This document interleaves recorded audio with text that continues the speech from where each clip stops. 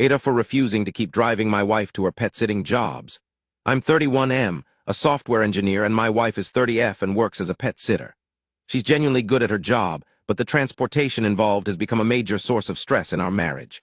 I currently cover around 90% of our expenses: rent, bills, groceries, the car payment, and our health insurance plus HSA, which we fully spend on medical expenses. I also give her $500 a month for personal spending.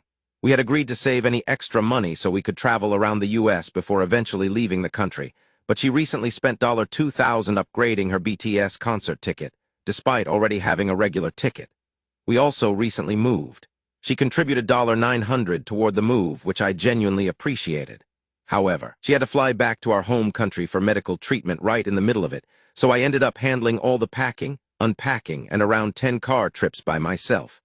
Obviously, I don't blame her for needing treatment, but doing the entire move alone added a lot to the exhaustion I was already dealing with. My wife refuses to drive, even though we own a car.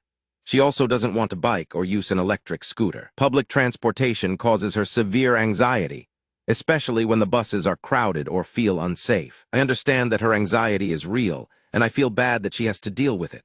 However, using Uber every day would wipe out most of what she earns, and our budget is already tight. I work from home, usually 10-11 hours a day, and I'm working toward a promotion while dealing with a very unstable tech job market. We split the housework roughly 50/50.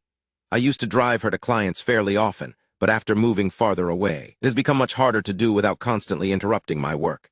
Today, she texted me from a crowded bus because she was panicking, and I tried to support her over text as much as I could.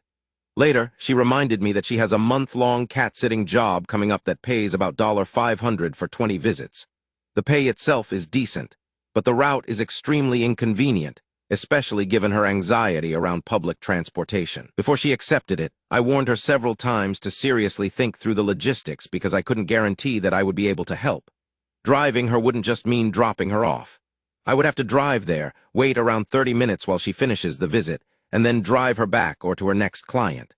Parking there is difficult and paid, so the cost would fall on me too. When she brought the job up again and asked for my help, I got frustrated and reminded her that I had already warned her this would be difficult, and that I couldn't promise to drive her. She then sent me 16 minutes of voice messages while crying, calling me a bad partner, and saying that I never support her.